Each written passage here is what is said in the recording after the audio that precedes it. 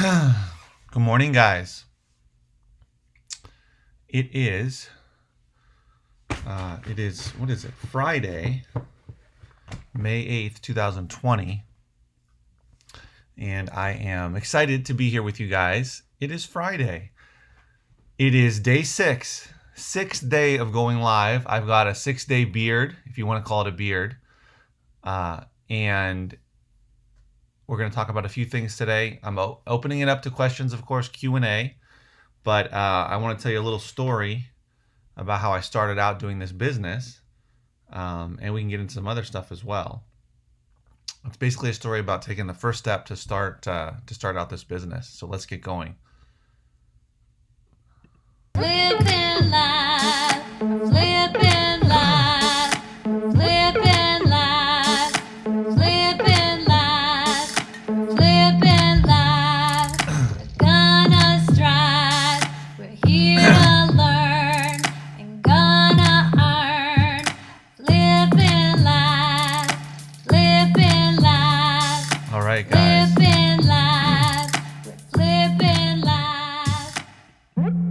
Hope you guys are having a good Friday morning, start of the day, and almost the beginning of the weekend, I guess you could say. Although these days, almost every day is the same in terms of having to be inside and not being able to do normal activities like go to work or go source or that type of thing. But that's why we're doing the show. Keep us entertained, keep us informed, try to figure out how to deal with this situation. Yesterday I wouldn't say it's crazy. It wasn't a crazy day, but it was a day where I was running around, and I'll share that with you after I just talk a bit about how I got started. So when I first started reselling, it was 5 years ago. Actually, my first shipment I sent in September of 2000. No. Actually, it's almost been 6 years. 2014. And of course, I knew about Amazon. I had been buying books on Amazon since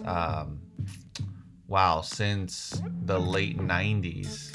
Is that true? Sorry. Yeah, the late 90s. 98, 99, 2000. I was buying a lot of books from Amazon as a big reader. I actually, believe it or not, had sold a couple of books during that time. Merchant fulfilled, because the FBA didn't exist. I didn't even know what all that vernacular was. But I actually sold a couple of books randomly. I don't know how I got the idea to do it, but I remember doing that probably in the early 2000s. And it never stuck in my head like, oh, this is something that you can actually do, because I didn't know that you could actually do that for a profit. I wasn't in that kind of mindset of finding a business or whatever. I was going to go to school. I was working a job. So anyway, funny enough, I had actually sold a few books. I think it was like 2 or 3 books, and they sold pretty quickly, and I had to figure out how to what packaging to put them in, or how to mail them and all that, and then it was over. I didn't do any more after that. But in 2014, on YouTube, I had come across, I think it started before YouTube. I had somehow come across this woman's course about reselling. It was what is it called? Retail arbitrage. So it was going to your local Walgreens or your Target or CVS or Walmart or whatever it may be, big box retailer, and looking for items that you could buy on sale, whatever it was, all different types of random stuff, and then trying to resell those on Amazon, which is something that is still going on to this day, of course. It's the same thing as doing media. It's just that you're doing new items that are typically cheaper or marked down in the store. So I tried that. I went to the store a couple times. And I just couldn't get into the idea of reselling random stuff that I didn't care about. So somehow that led me to YouTube and looking. I don't know if I was just randomly looking up reselling or whatever, but I somehow stumbled across some videos which this guy you may or may not know, who he still has a channel up there, but I don't think he actually has updated in quite a while. He lives on the East Coast, and at that point, he was doing books on FBA and doing a lot of volume just by himself, going to the typical places, mostly thrift stores, but I think also going to estate sales, that type of thing, and buying hundreds and hundreds of books. And he had thousands of books in inventory and was making great money. He was a young guy. Anyway, so that kind of got me on that rolling on that idea to try to source books. And I couldn't believe that he was actually not just making money, not just making a living, but he was actually making a lot of money, especially as a younger guy. I wasn't that young, almost 6 years ago, but he was much younger than me. And I was like, wow, if he can do it, I guess I can do it.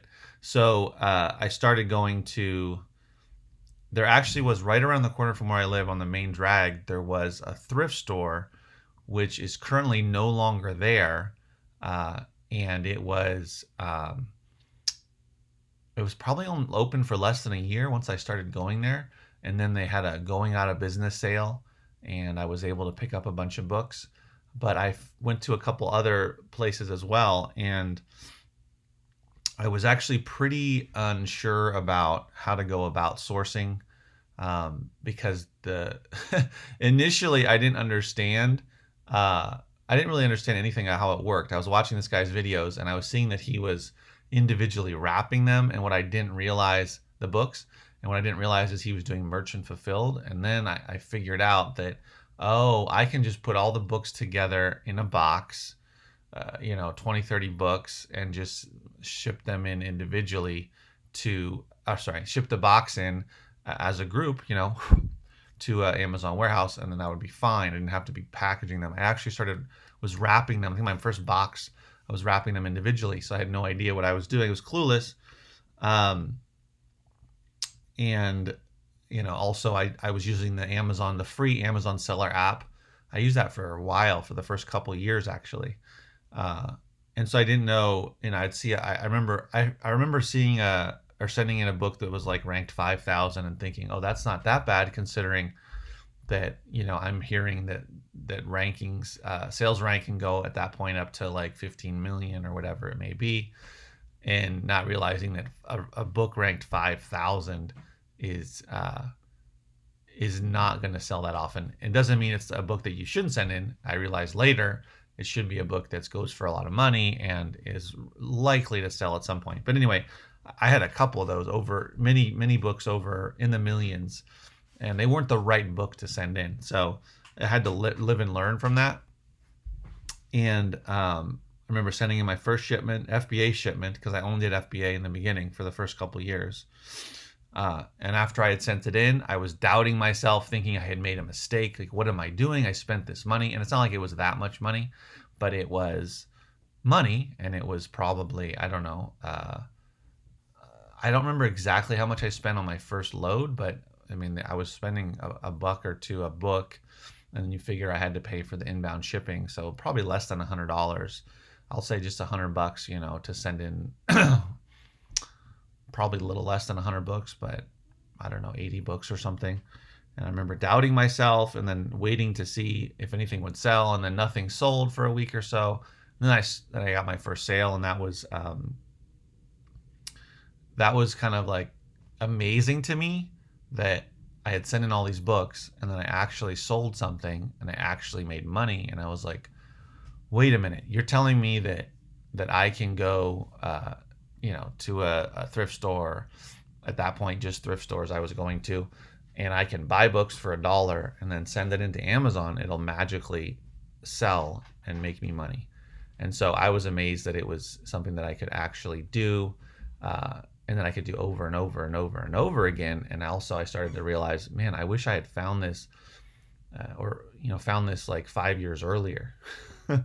So anyway, yeah, I felt bliss, and then also I was disbelief that, wait, can this actually be a thing? Let's see. And then, I guess to let you know a little bit about how I started, but also the idea of you don't have to be an expert to start something like this. Uh, you can become an expert. Am I an expert reseller on Amazon? Well, compared to a lot of people just starting, yes. Do I know a lot about it? Yeah, because I've been doing it for almost 6 years. So technically, you could call me an expert. I could call myself an expert. Um, you can sort of make yourself an expert at something by just doing it, even though you have no idea or very little information about what you're doing. You can watch a lot of videos. You can watch a lot of how-tos and articles and podcasts or buy programs or whatever for people to teach you how to do it. And that'll definitely help you get started. But you really don't know how it works and the ins and outs until you actually buy books to resell, package them up, ship them in, and then wait to see what sells and what doesn't sell, and then adjust going forward and figuring out what, after it probably took me like several hundred books to start to get an idea of, oh, wait a minute, maybe I shouldn't send in that book that's ranked 5 million, that's only, selling for a small amount of money, and there's a bunch of other offers, and me thinking, oh yeah, I'll get the next sale, and then that book never sells, or it might eventually sell for very little money, or the price might tank, etc. So you figure out those things as you go forward, and you just keep taking little steps, baby steps, and you get to the point to where you're selling, mini books a day. And I went from spending $100 on that first box of books to selling, selling a few books. I started in September until December. I don't know. I probably sold a few dozen books, and then to over the years selling tens of thousands of books. And then you add in the CDs and the records and the video games and the VHS tapes and everything else just on Amazon. I'm not even talking about eBay. And it's amazing how it can snowball from $100 to making thousands of dollars. And, if anybody's watching this in the future or thinking about, well, I don't know if this is something I should do, and maybe it's not right for you, maybe it is. You don't know until you give it a try. The good thing about this versus a lot of other business opportunities is that you don't have to put in much money. You do have to put in the effort, but you don't have to put in much money to see what works and whether it actually works for you. So yeah, I mean, and this is an entrepreneurial endeavor, right? This is all you, even though if you're doing it by yourself, it's not really it's a business, but you're self-employed. What do they call it? Solopreneur, right? Independent. And you have to do everything, but also, it is entrepreneurial, right? You've got to put in your own money, your own effort. You got to figure out how things work, the system you're going to have. Are you going to do it just from home? Are you going to get a storage unit? Are you going to get an office? Are you going to get a warehouse? Are you going to grow it beyond yourself? That type of thing. You're going to get into bulk. So anyway, there's a lot of things to consider. So that was a little story I wanted to share with you guys. I know there's a chat going on over here. I actually was not watching the chat while I was giving you that background information, a little tiny story about how I started. So I'm glad to see you guys this morning. John Doe is here. Hello, John Doe. Hello, Brian Campbell. Who else? Pat. Good morning. Musashi-san is here. Hello. South London from London is here. JD. Awesome. Good morning to all you guys. Let's see. Let's get to some questions here. I have a couple things to share about what I did yesterday. You know what? Let me just share. Actually, you know what? Let's get to the questions first. So John Doe says, he says, do you stick an inventory number in your eBay listing to help you locate where you stored the item? I do not yet. So almost all of my eBay items are actually in my garage. I have a few things in the warehouse, but I have kept the warehouse for dealing with all the bulk stuff, and sorting that and photographing anything, and then of course for my local sale. So that's where I do the scanning, sorting, organizing. In terms of eBay and merchant fulfilled as well, I've got everything stored here in the garage. I've only got what is it? Just under 500 items, individual items, and as you know, they're mostly smaller, right? There's books, a lot of CDs, DVDs, audiobooks, a few records, that type of thing. So nothing huge. I don't have big items. So I organize them by category, right? I got all the CDs together alphabetically. I've got the DVDs together. I actually need to go through what I have. I've got like 3 shelves. The shelves are pretty packed, and then I've got stuff on top. So I have kind of a chaotic. It's not really. There's not really much order except for the CDs being in alphabetical order because there's so many. I had to do that, but I need to better organize for sure. But I'm able to find stuff because I know where it is. So I don't do that currently. Ideally, at some point, I would have a bigger inventory, and I would have to possibly do something like that. Okay, and then John Doe, keeping with eBay, says, are your eBay buyers shipping costs based on their zip code? Okay, hold on one second.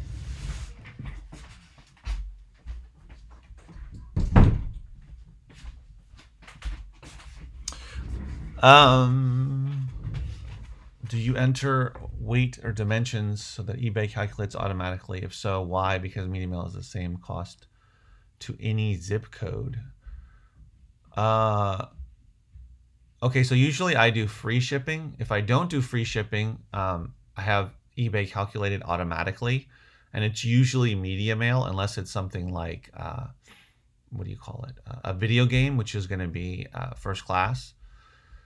But regardless, I have it, based on the weight, have it calculated based on where the person lives. But it has to do with the weight, so it doesn't matter, not where they live. Sorry, it has to do with the weight and dimension. So if it's free, it doesn't matter. But if it's not free, yeah. Like for my auctions, for instance, I just put in the weight of the item, or I weigh the item beforehand, like those boxes of DVDs, and then I add a couple pounds to it, 2 or 3 pounds, and then I just put it in there as that, and they have to pay that amount. Do you have any others?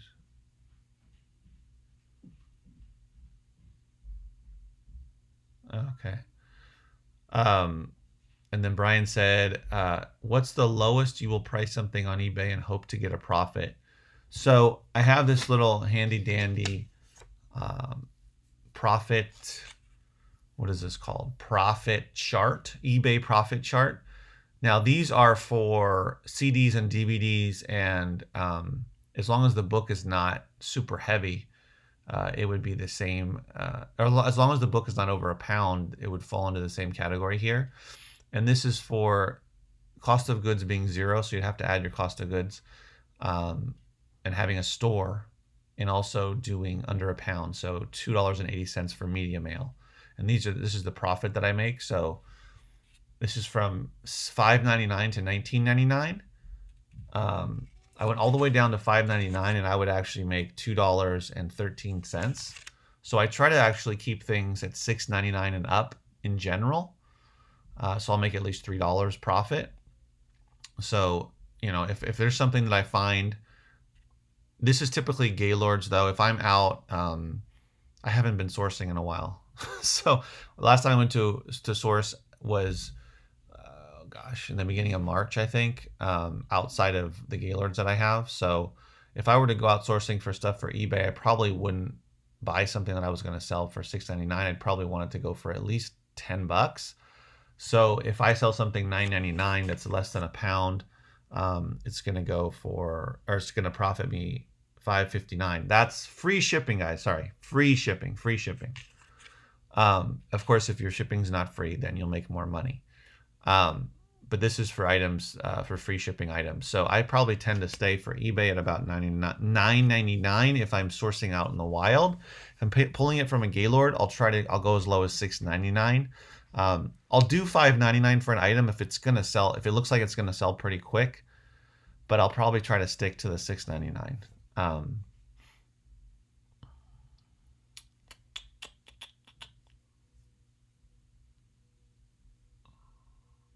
It's very time consuming. Are you talking about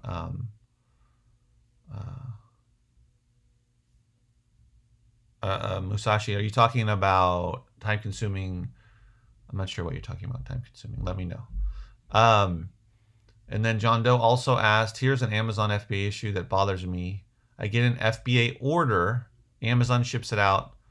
They miss the delivery. Here, let me just put it up here. Amazon ships it out, misses the delivery promise deadline. I get an email that says customer refund. Yeah, that's happening right now more than before, for sure, because of them trying to prioritize essential items, and I'm sure that'll get straightened out going forward. There's nothing much you can do. So if the customer wants a refund, they're supposed to send the item back. I believe. I'm trying to think if that's the same for FBA. I believe so. I believe they have to send the item back in order to get the refund, but correct me if I'm wrong. And so hopefully that's the case, and then you get it back and you can sell it again. And if they try to leave a negative review or feedback, you should be able to get that taken off because that was Amazon's fault. Actually, I think right now they're not. I don't know. I'm not sure about that. I won't say that. But yeah, so there's nothing you can do about that. Wait, that's all the info I get. Customer is refunded. Customer gets the item for free. Oh, they get to keep it? No, I have not been experiencing that a lot lately. Do you know if I can get that money back from Amazon? So I had nothing to do with the item arriving late and it's entirely Amazon's fault. I don't know. I would call Amazon and find out or contact them. I don't know. Are you able to call Amazon these days? I haven't called them. I'm not sure if they have phone support because of the virus. So you'd have to check. Honestly, I have not. I'm doing way more eBay than Amazon, so I'm not going to be able to answer that question. Musashi-san, yeah. Oh yeah, John. He says, Picking Profits. That's his name. Connecticut of Books and Men's Suits, right? Yeah. That guy. Yeah. He's the one that Picking Profits. He was the one that I was watching. And he would have these videos of him with just stacks and stacks and stacks, hundreds of books. Sometimes he'd have like 1,000 books, and he'd put together these giant boxes of books, and he'd pack his car with them.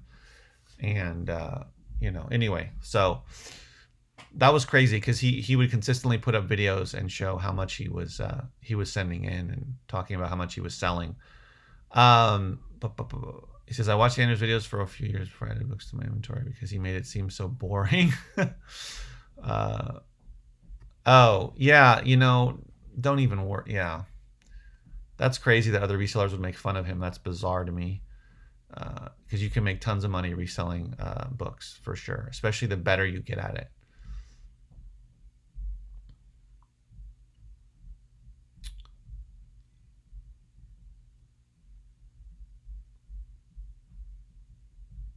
Okay, D Money is here. Awesome. D Money asks, have your Amazon book sales gone down during the coronavirus, or have they been largely the same? They've been the same. My sales, there was a couple, or sometime in March, some weeks in March, well, not entire weeks, but maybe there was actually, but there was some time in March, some days, maybe a week, where sales did go down. I think that was reflection of the economy in general and people's fears in general and that type of thing, while people were starting to quarantine and have to stay at home and adjusting to a new lifestyle, a new way of living temporarily, at least for now. And so I think that was a reflection of that probably. But I've sent in books since then, and they've been selling even books that were school related textbooks. So I would say at this point, it's book sales are doing well, and we're getting closer to back to school. I mean, clearly we have to go through the summer first, but people are still buying on Amazon.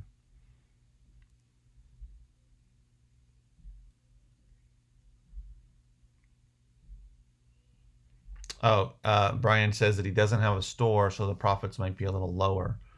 Let's check it out. Let's do this live. 1 second. I'm going to go to, oh, shoot. What is it called? eBay. Oh, there it is. Okay, here we go. So I'm going to share. I'm going to share my screen.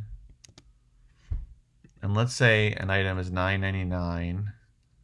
Let's say you have free shipping. Let's say the item, I don't know. I'm just going to say 0. You can plug in whatever you want. And let's say the shipping cost is $2.80. eBay store, no. Top rated seller, let's hope you're a top rated seller. I use eBay managed payments. So I don't know, if there might be a difference between PayPal, we can check.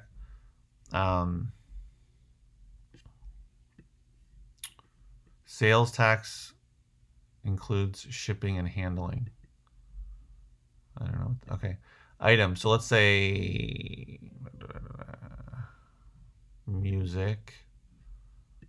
So here we go. What did I say? eBay store, no. So it's $5.77 profit. Now, if I put even just a starter, it's the same. Let's see with mine, because I have the premium one, I think. See, so I actually make less, which is weird. And let's try with PayPal. So what was it before? So it's $5.52 with PayPal and managed $5.59. So it's a little bit, you make a little bit more with managed payments. And let's say no store, $5.77. It's the same. Yeah, it's the same. Oh, $5.59. You make a little bit less, actually, which is weird. Why would I make less? I don't understand. Yeah. So there we go. Put that back.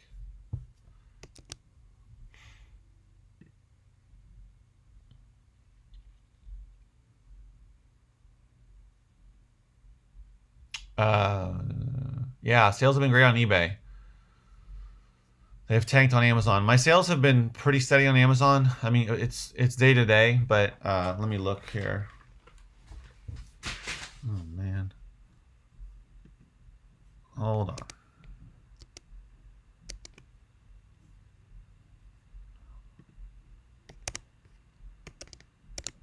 Let me what am I doing? Okay, sorry. Where is it?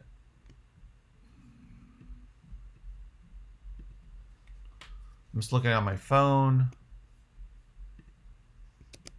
All right. To see what my sales are, my Amazon sales.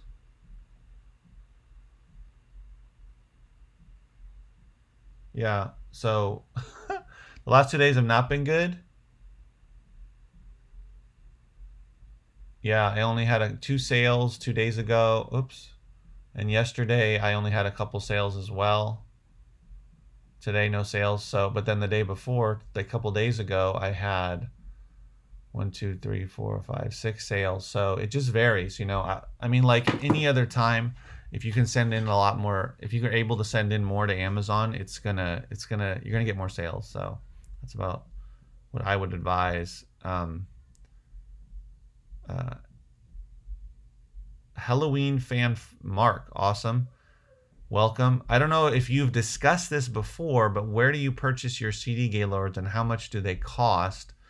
So I have a source here in Southern California that I found actually on a local app. They were advertising, this was like 3 or so years ago, advertising that they had book Gaylords. So I contacted them and started trying out their book Gaylords, and then over time started doing CDs and mixed media with them.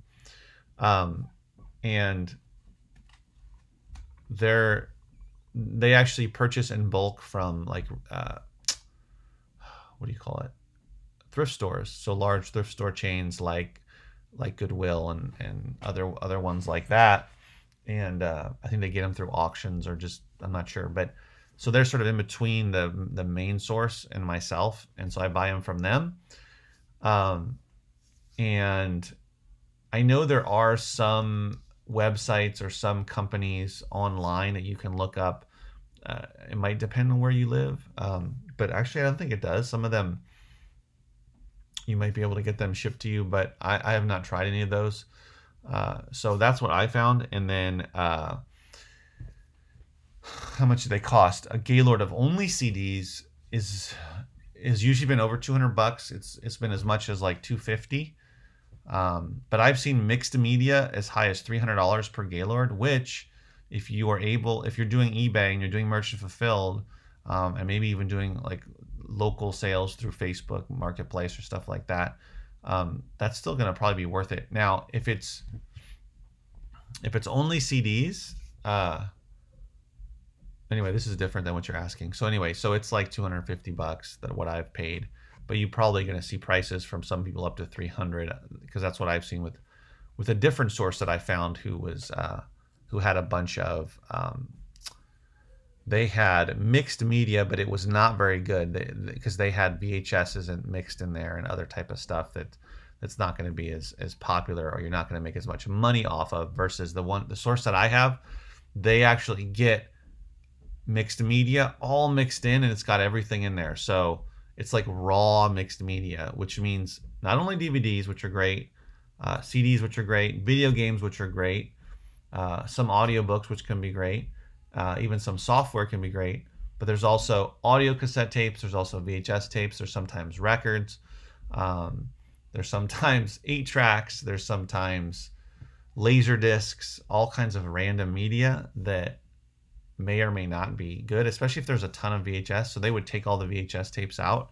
and just have I would just buy mixed media that's only DVDs, CDs. Mostly it's those two, and then intermixed in there is going to be some video games and audiobooks and software. But if it's just raw mixed media, there's gonna be some trash in there. It's gonna be hectic. So those you should not pay very much for. But if they've gone through it just to sort it out to keep the good stuff, then you're gonna probably pay a little more.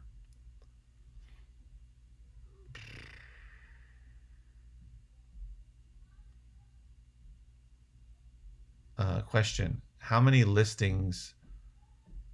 I guess you're talking about, so South London reseller. Are you talking about eBay or Amazon? Let me know. How do you keep track of your sales profits? I don't really. Do you have to pay a lot of self-employment payroll tax? Payroll tax. I don't know. So I mean, I pay. Well, so eBay and Amazon now collect. What is it called? Sales tax, right? So you no longer have to do that. They do it for you. And then income tax, of course. I use the numbers that I get through Amazon and through eBay / well, not PayPal anymore, I guess. Used to be PayPal, but through Amazon and eBay for the income that I made the whole year and do all my deductions and whatnot. But self-employment payroll tax, I don't do that. But wouldn't that be for payroll? That would be if I had employees, right, or workers. I don't have any. And if I ever do, if I get to the point of actually doing that, I would probably have them as an independent contractor, and so I would just pay them without taking taxes out. Amazon. Okay, South London reseller. How many listings do I have on Amazon? I have FBA less than 900. I have got like 890 or 880 active. And then I have merchant fulfilled. I have, I believe, around 300, maybe a little less. So combined, like 1,100. Oh, it's going to be 90 degrees here where we are. Just got a notice on my phone. It's going to be another hot one. Yesterday it was 93 or 95. So yeah, that's fun. The jeans I have on now, I'm probably going to have to change out of, put on shorts. Just say that. So yeah, that's where my listings are on Amazon. I really, once, assuming we get back to a state of, or a new normal, which if thrift stores start reopening and you have to wear masks and keep your distance, I'm probably going to start hitting those up. to try to go bigger on Amazon. This last year, I was more into eBay because I was doing all the bulk. And that's the thing that one of the reasons why I might be doing less bulk is because you get bogged down in all the other stuff that's not for Amazon. And yeah, you can make money selling it on eBay, but it's time consuming. So you have to weigh that and say, I can get Gaylords and they're profitable, but they're more time consuming because I've got to deal with, I got to throw stuff out. I've got to sort other stuff. I've got to list this stuff on eBay, which takes longer because you have to take photographs and they don't have the same type of quick, quicker process that you can list than like Amazon does. Anyway, so I'm trying to. My whole point was that I definitely want to increase my Amazon inventory, especially FBA. I want to get that back over 1,000, and probably, ideally, I'd like to get it to like 1,200 to 1,500 items by Q4. That'd be nice. That'd be really nice. Brian says, I've noticed some. Let me put this up there so it's easier for everyone. I've noticed some classic music CDs go for good money, but will sit on our shelves for a long time. Are they long tail items for you as well? So it always depends on the individual item, no matter what genre it is. But I found some great classical CDs to flip. I would say, having done bulk, there's always a ton of classical CDs in a Gaylord of all CDs or a mixed media Gaylord. There's always a ton of classical CDs, and I found over time that most of them are not worth money individually. However, like any other genre, there's always going to be some that are worth some good money. So in terms of breaking it down by category, I couldn't say that classical is more long tail than another type of musical genre. I would say it just depends on the individual CD and the data you get from that and the sales history and the rank and the competition and the price and that type of thing. Just take them individually. I could say as a whole that classical music there's a lot. Most of it's not good for reselling individually. If you put some of it together in lots on eBay, you can do potentially well, but it also helps to know more about that type of music and what should go together. But in terms of individually on Amazon or eBay, I guess it just depends. You have to take it case by case, CD by CD. JKR 1964, if you're still here, says eBay sales were better than Christmas in April. Wow. They have slowed down in May, but still okay. That's crazy that they were better than Christmas. I would say that my sales were very good in April, but also I did a lot of DVD especially, and some CD lots. So that definitely helped for me. But my individual eBay sales have increased because I've listed more in general and listed more consistently, and I'm taking offers on everything as well. So, but definitely they were good for me in April. And I'm sure a lot of people being home has something to do with that as well. But for me, it was definitely, I don't know if it was as good as Christmas. I'm not sure. I'd have to look at the numbers, but it was definitely very good. That's for sure. And here in May, let's see, May 8th, I've had pretty good sales in May too, but again, it's probably because I've listed more on my part, on my end, and consistently, and taking offers. No problem, Frank. Mark. I see fan. I wanted to say Frank for some reason. No problem, South London. Oh, I thought he meant classical. Oh, sorry. I don't know if Brian meant classical or classic. I'm not sure. Awesome, guys. Here is, tell me if you relate to this. This is time. This is meme time.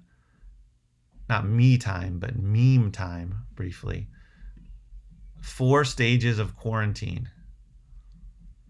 First stage, cool, everything's fine. Second stage, selfies, isn't this cool? I'm in quarantine. Third stage, oh my gosh, I'm a mess. Rolling out of bed late. Who cares? Classical, yeah.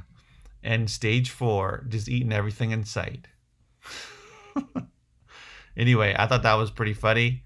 I don't know if you guys did, but that's a meme that I posted on my Facebook page. I post a lot of memes on there to keep people entertained, to keep people engaged, to remind people that I still exist, that my business is still there, even though I'm not having the monthly sale. And even before the lockdown, the quarantine, I was still posting those for the same purposes, right? Because people will forget about you or vaguely remember who you are, but if you keep them engaged and interested and in the back of their heads,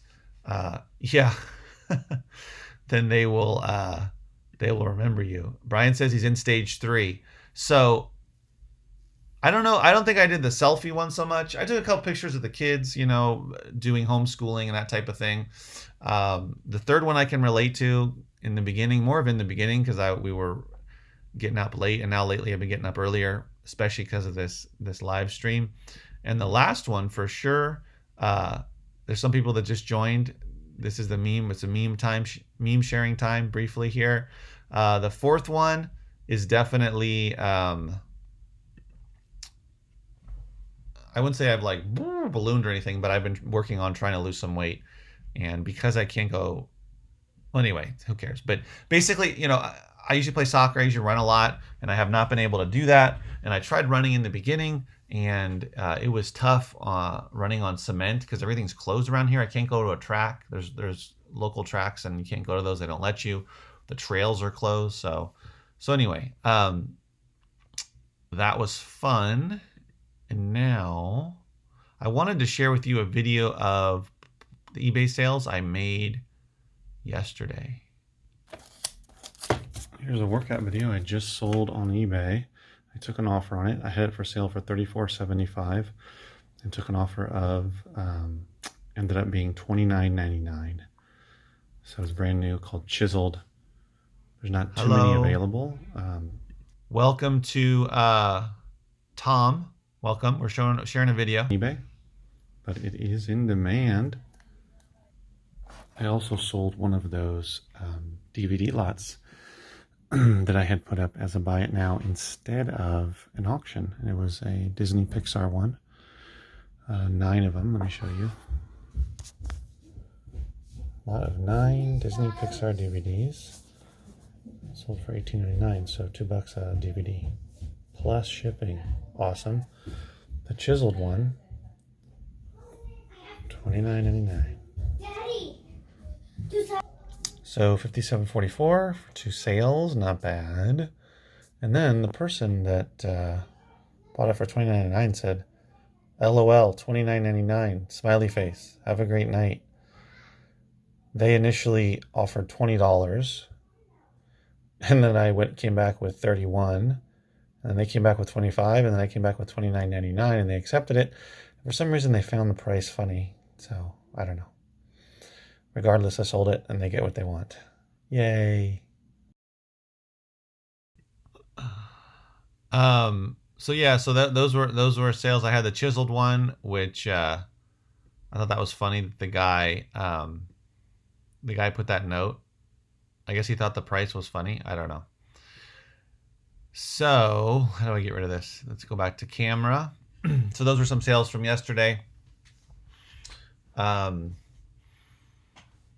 I listed all my DVD lots. I listed all my DVD lots, and some of them I did buy it now, and that was the first one that sold for buy it now. So that was good. I got about $2 a DVD for it, and they paid shipping.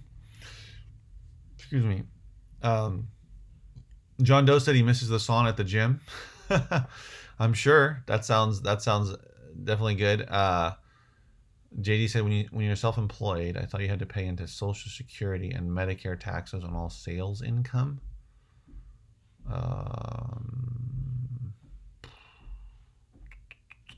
I don't know about that. I cannot.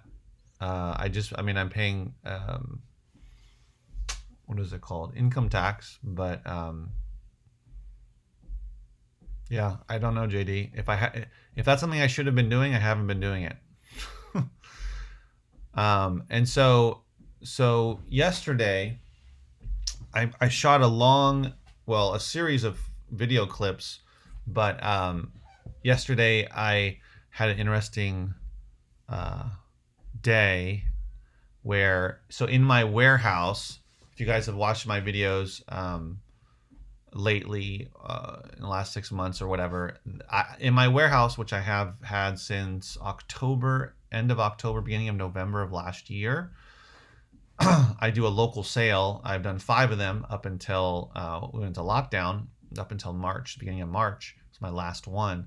And I've got several thousand items in the half the warehouse space is used for the sale.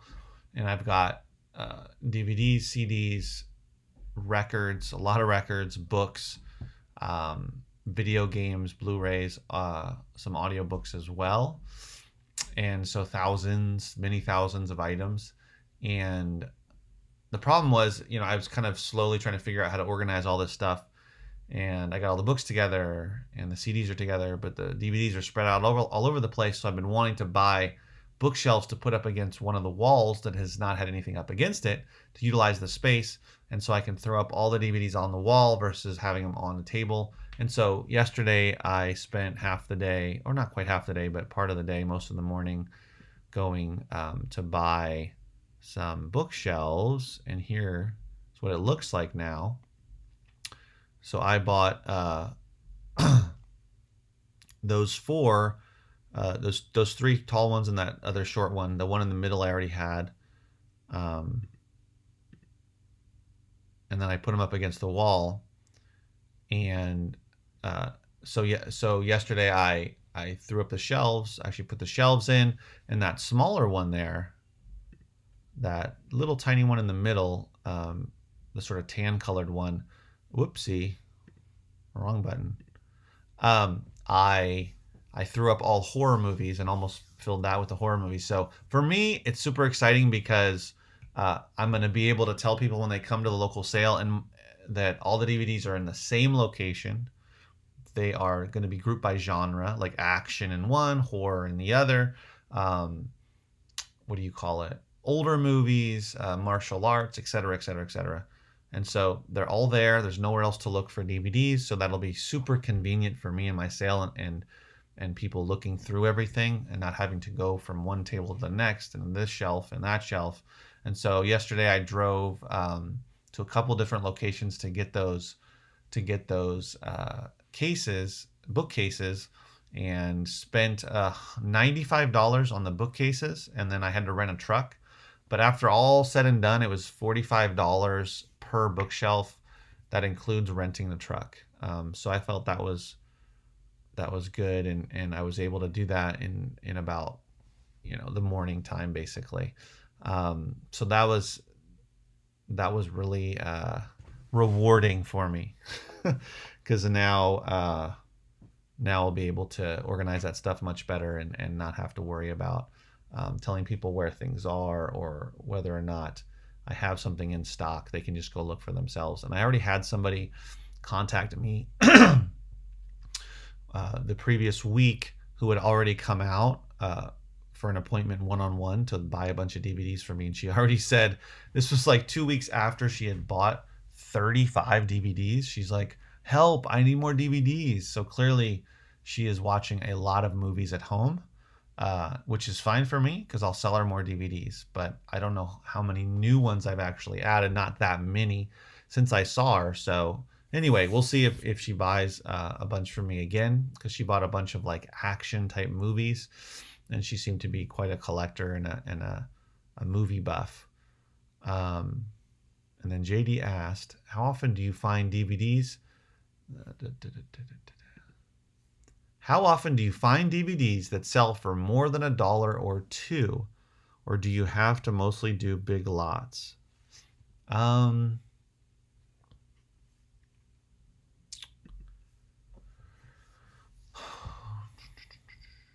So you mean on eBay, right?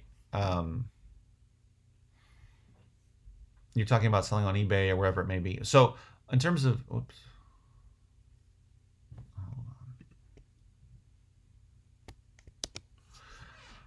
Hold Let's see. Let's talk about Out of the Gaylords. So Out of the Gaylords, majority of the DVDs I find, I can't put a percentage on it, but I would say the majority, uh, either I will keep for local sale if they are a title. If the title I don't have or haven't seen before or looks interesting, I will keep it unless it goes for a lot more money on eBay, and then I will resell it on eBay. So if it goes for more than, so I'm selling DVDs for $2 and TV box sets for $3, Blu-rays for $3 in my local sale. So if I'm selling it for $2, that means that according to my calculations over here, if I sell it for $6.99 on eBay, I'll make $3. So I would probably need to be selling it for,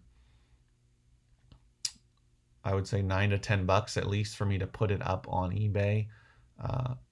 While I might make a couple more bucks on it on eBay, I might just leave it local if it's not really worth it. But I would say if I can sell it and make $5.59, $5.50 off of it, I'll probably do that for $9.99.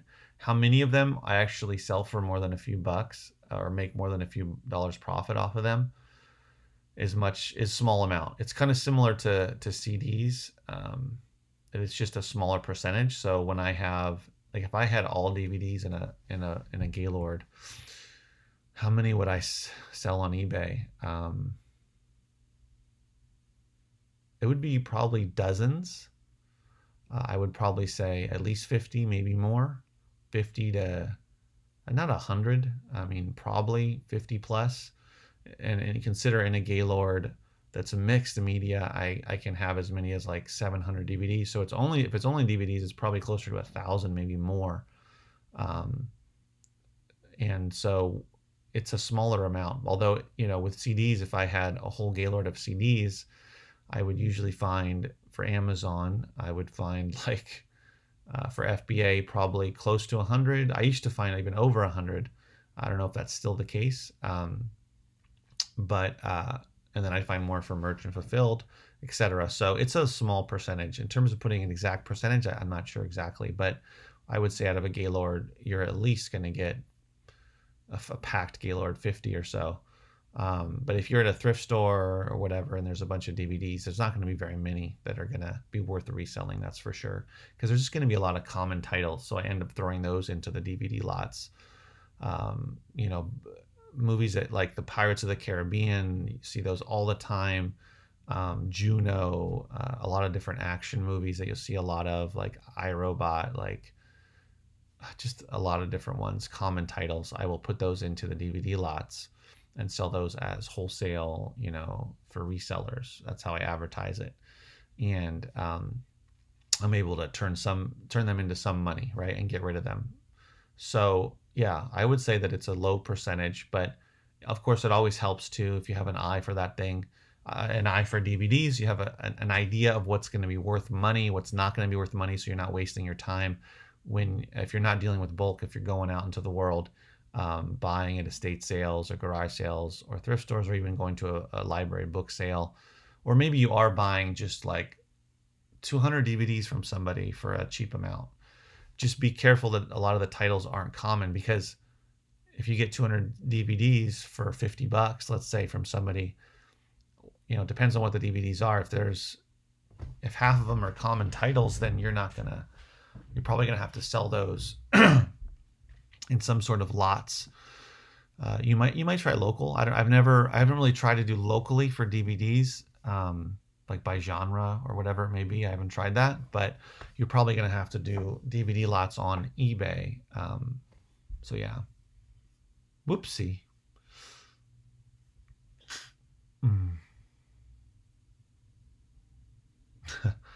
Brian says, yeah, you can use more bookshelves for his merchant fulfilled orders.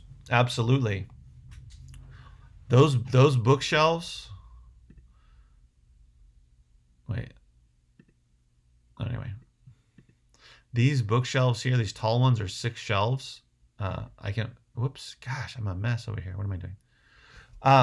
Those are 6 shelves. So those can be, you can put a ton of books or a ton of DVDs or a ton of CDs in those to store them. Absolutely. That's why I got the tall ones, because I wanted to be able to put a lot of DVDs in there. Lag asked me, LAG, what do you do with vintage books?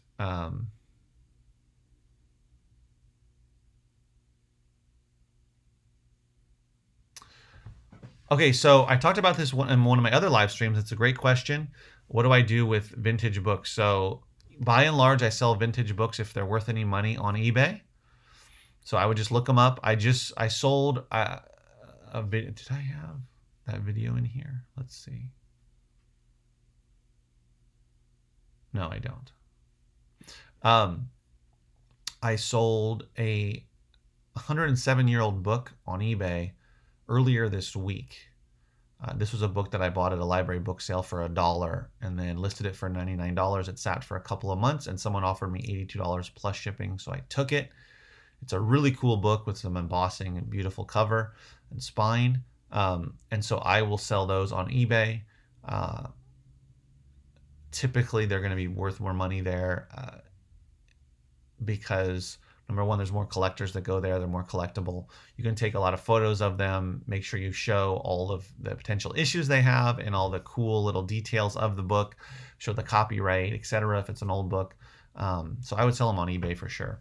Just want to look them up and make sure that it's even worth any money, because just because a book is really old doesn't necessarily mean that it's worth money.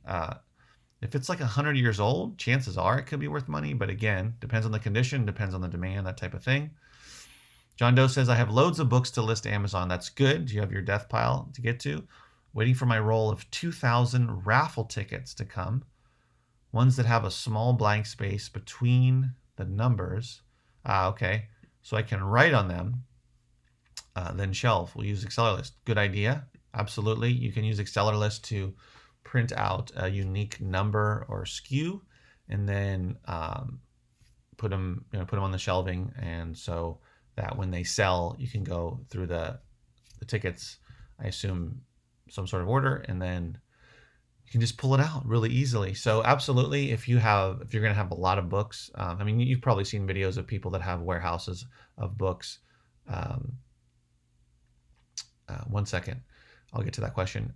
Where they've got like 5,000 books.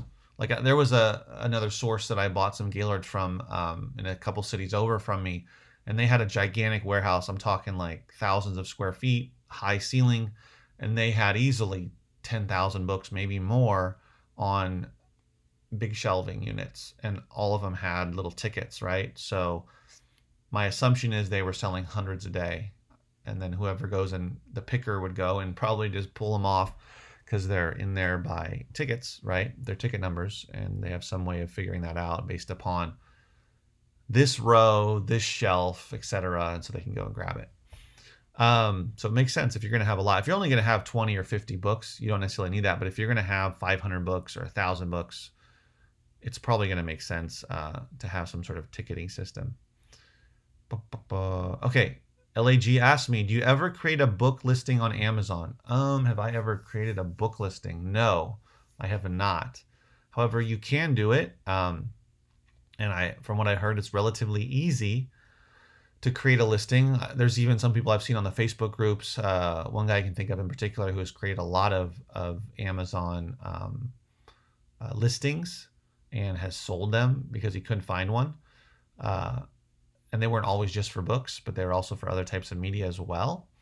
I have not done that, but you could definitely do it, take advantage of the traffic on Amazon. I don't know what the best way to go about that is in terms of making sure that people find that book listing and buy your book, because you won't be the only one. That's one of the advantages, is unless someone else has the same type of book and jumps on your listing, that you would probably be the only one on there, and so you could list it or price it how you wanted to.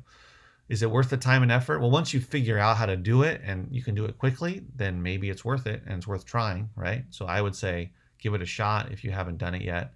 But I've never done that, no. But yeah, try it out. So we are here at 8 o'clock. We are a show from 7 to 8 a.m. Every day. So I really appreciate that you guys have come out. This is the 6th day. This is day 6 of Flippin' Live live stream. And today is awesome. We had a lot of questions, a lot of interaction. We've had a lot of people come on board here. We have 9 people watching live. Like the video if you liked it, if you enjoyed it. I want to make this not just about me, but about all of us here together, trying to learn from each other and have some fun. That's why I threw up a meme, told a little story about myself. I want this to be like a program, a show, right? Where we can talk about reselling. We can have, do business talk, but we can also have some fun and try to enjoy ourselves while, we're locked down, because honestly, we don't really know how long, it's going to be like this. And this could become very normal, because as of right now, from what it looks like, because, well, I don't want to get all into the virus situation, but basically it looks like it's going to be a while. It's not going to be safe to just open stuff up all at once. So it's probably going to be a slow process. And as things open, like thrift stores, we're probably going to have to wear masks. We're going to have to keep our social distance. They might limit the amount of people that are inside, all those types of things. Whenever that does happen, every state is different. Every region is going to be different. Cities are going to be different, but we have to stay safe. It's not just about us. If you're healthy, if you're young, it's about other people, right? It's about the nurses, about the doctors, etc., that are getting overwhelmed. So we just have to be cautious. And so as we go forward, because of all of those things, we don't know when, it will be safe to reopen businesses, and especially things like, for us, thrift stores, library book sales, estate sales, garage sales. That's all I can think of at the moment for going in person to find stuff to resell. Thankfully, we've got the internet, we've got Facebook Marketplace, we've got OfferUp and Let Go and those types of things next door, so that we can take advantage of that and try to find items to resell on there, and also try to flip stuff locally as well. And of course, we can buy stuff online. There was a good point made by Dylan yesterday that he says GameStopper has some sort of deal, buy 2 get 2 games free, and he's finding games for $5-8 or whatever and flipping them for $40 on Amazon. So there's opportunities. We just got to look for them. All right, guys. So I appreciate you guys watching day 6. Tomorrow is Saturday. As long as I don't have any issues with streaming, I should be streaming tomorrow. Oh, it's fine, John. Everyone has, that's why I didn't want to get too much into it, but we just gotta, be safe. So, so tomorrow, 7 a.m. guys, Saturday. If you like the show, please give it a thumbs up. If you're not subscribed, please subscribe. I really do appreciate it. And if you like the show and you think other people would like it, you can definitely share it, social media and Facebook groups, things like that. It's much appreciated. I would love to have more people in here so that we can get more interaction and learn more from each other and have some fun during these tough times. So thanks for watching, guys. I'm going to play the tune. Flippin' live, We're flippin' going to get out of here. Flippin' live, flippin' live, flippin' live. We're gonna strive. We're here to learn and gonna earn. Flippin' live, flippin' live, flippin' live. We're flippin' live. Thank you guys for showing up. I appreciate it. Hopefully you have a great Friday. Much success to your business. And please, guys, please stay safe. I'll see you tomorrow. Take care.